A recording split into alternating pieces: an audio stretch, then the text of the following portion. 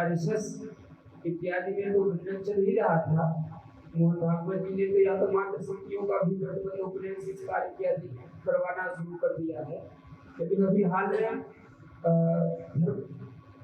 श्री धीरेन्द्र शास्त्री जी ने वर्ण व्यवस्था को लेकर के कहा है कि हम छुआछूत को समाप्त कर देंगे, वर्ण व्यवस्था समाज के लिए कहीं न कहीं हानिकारक है, इस तरह की बातें कर रहे हैं।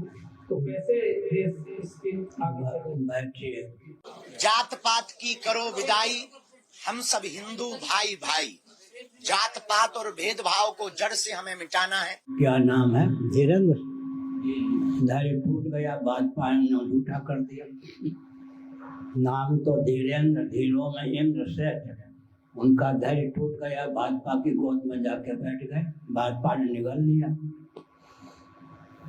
देखो गीता का पहला अध्याय, अर्जुन का वचन, जाति धर्मा कुल धर्मा च शाश्वता कुल धर्मा सनातना। अर्जुन का वचन है। वैदिक वाङ्मय में कहीं भी इसका निराकरण या खंडन नहीं है। पूर्व पक्ष इतने अंश में है कि संभावित युद्ध के चपेट में आकर कई सनातन जाति धर्म कुल धर्म वर्ण धर्म विकृत ना हो जाए। बाकी वाक्य सिद्धांत का ही है।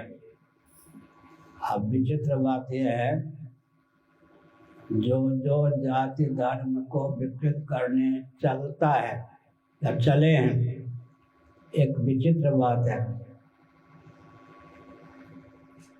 वो विकृत पहले हो जाता। और जब विकृत हो गए तो विकृत क्या करेंगे? जो जो जाति धर्म को धर्म जो सनातन वेदादि शास्त्र सम्मत है उनको विलुप्त करने का विचार बनाता है, वो पहले ही विलुप्त हो जाता है। जब विकृत हो गया तो विकृत क्या करेगा? वो पहले ही विकृत हो गया, विलुप्त किया, स्वयं ही विलुप्त हो गया तो विकृत क्या करेगा? इसलिए जाति धर्म को मिटाने का प्रयास करना अदूरदर्शिता, पागलपन, भाजपा कांग्रेस की गोद में बैठकर उनके उच्छिष्ट का भोजन करना।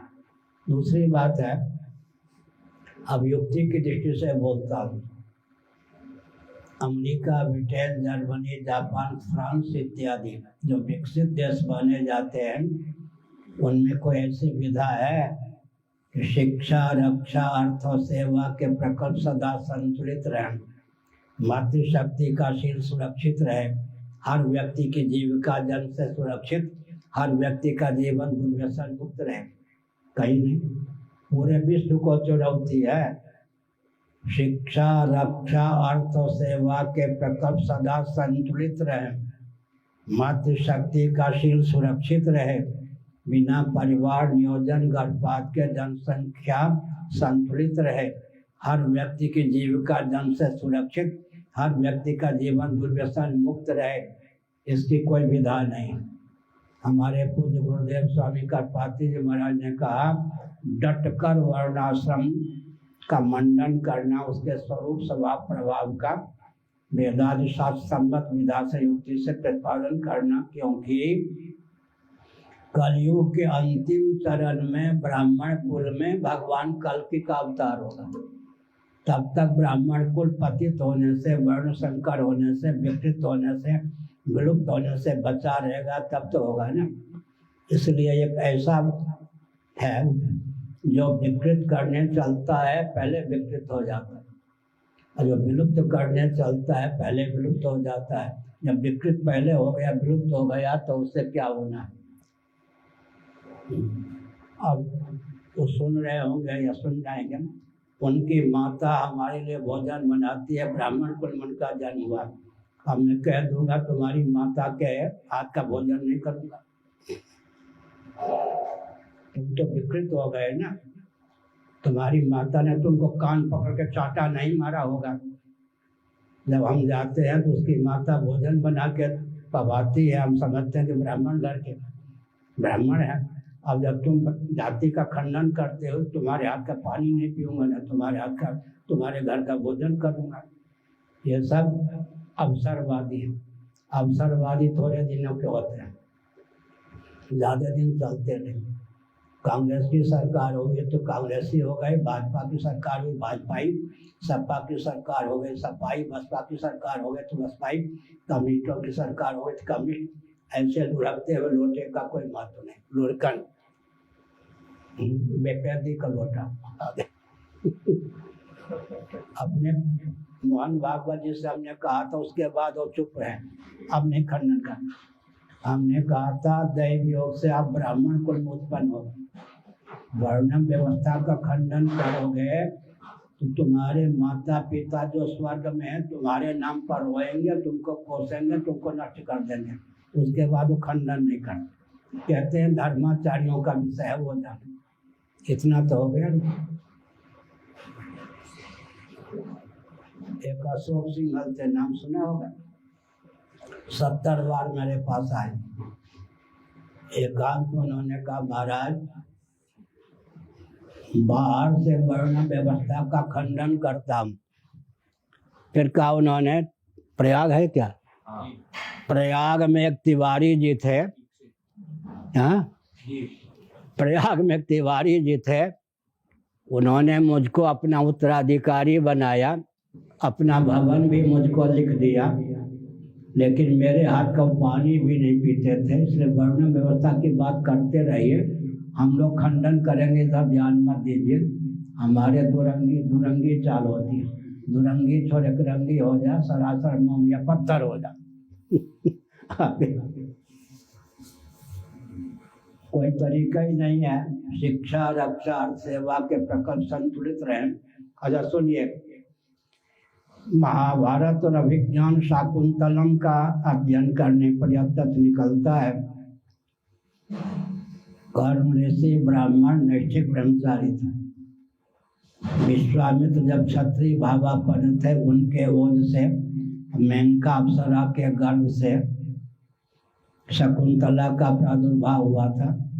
अप्सरा का स्वभाव होता है, उनका गर्भाशय इतना पुष्ट होता है, 1 घंटे के अंदर वो ओज को, तेज को, वीर को बेटा या बेटी का रूप दे करके जन्म दे देती हैं। पालती नहीं, अप्सराएं बच्चों का पालन नहीं करती, उनका स्वभाव होता है।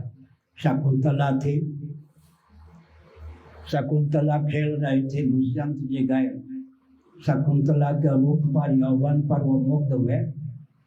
महाभारत का अध्ययन कीजिए, अभिज्ञान शाकुंतलम का अध्ययन कीजिए। क्या कहा? इन्होंने कहा शकुंतला के दुष्यंत ने कहा अगर ये ब्राह्मण की बेटी होती तो मुझ क्षत्रिय का मन नहीं चलता, ये ब्राह्मण की बेटी हो नहीं सकती। ये है, ये हुआ या नहीं? इसका अर्थ क्या होता है? इसलिए अगर मातृशक्ति का शील सुरक्षित रखना हो, जनसंख्या संतुलित रखनी हो, हर व्यक्ति का जीवन दुर्व्यसन मुक्त और जन्म से हर व्यक्ति की जीविका सुरक्षित रखनी हो, शिक्षा रक्षा अर्थ और सेवा के प्रकल्प संतुलित रखने हो, तो वर्णाश्रम व्यवस्था को माने।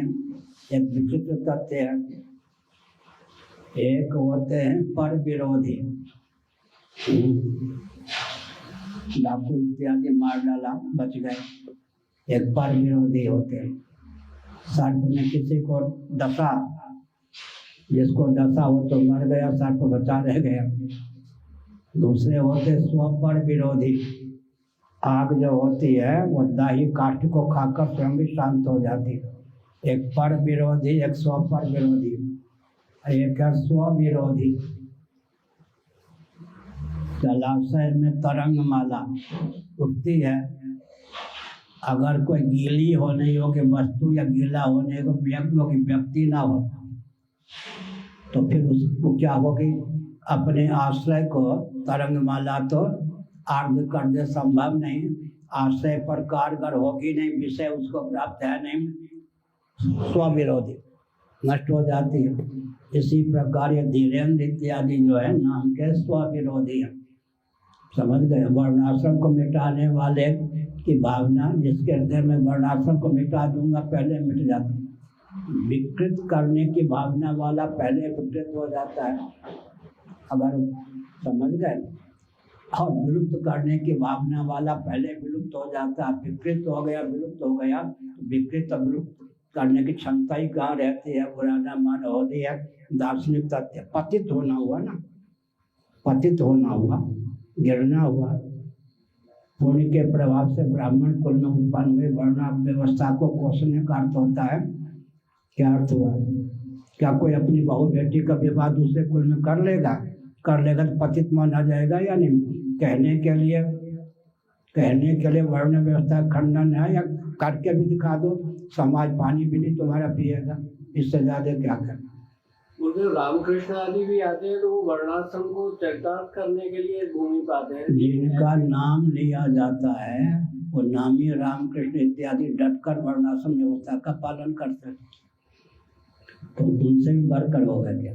भगवान नाम के बल पर तो राम कृष्ण शिव इत्यादि जिनका हम नाम लेते हैं, 3 प्रकार का सर्ग होता है। मैथुन सर्ग, उसके ऊपर मानस सर्ग, उसके ऊपर स्वयंभू सर्ग। मैथुन सर्ग में विवाह इत्यादि की मर्यादा निर्धारित है, विनिषेध है। मानस सर्ग में नहीं और स्वयंभू सर्ग में नहीं। मानस सर्ग में मैथुन सर्ग के विरुद्ध कोई विवाह इत्यादि हो तो प्रातीतिक विकृति है, वास्तव में नहीं। इसलिए ये जो व्यवस्था है मैथुन सर्ग में लागू है। मैथुन सर्ग से ऊपर मानस सर्ग होता है। सनकादि की उत्पत्ति, नारदादि की उत्पत्ति मानस सर्ग है।